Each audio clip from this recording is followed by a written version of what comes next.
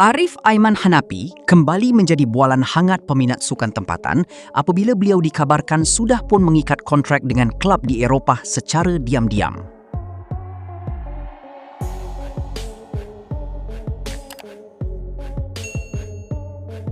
Segalanya bermula apabila kelibat pemain lincah ini semakin jarang kelihatan dalam kesebelasan utama di bawah kendalian pengendali JDT, Xisco Muñoz.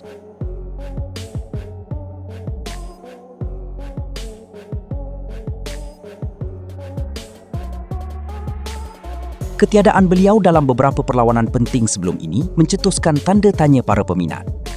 Segelintir fans JDT mula membuat teori konspirasi bahawa ejen Arif Aiman sebenarnya sedang melakukan rundingan sulit di belakang tabir.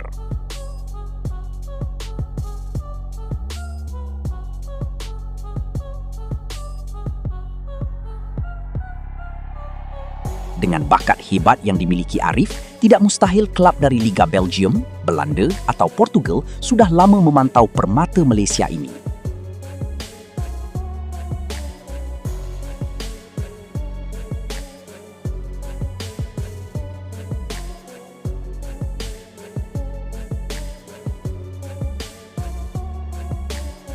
Walaupun berita ini cukup mendebarkan, namun setakat ini tiada kenyataan rasmi daripada pihak pengurusan JDT mahupun Arif Aiman sendiri.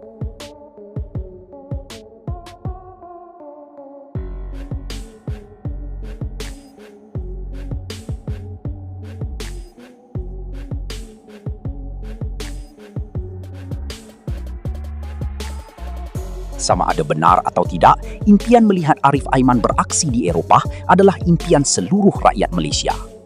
Jika benar beliau diam-diam sudah menyertai klub Eropah, ini akan menjadi sejarah baru buat bola sepak kita.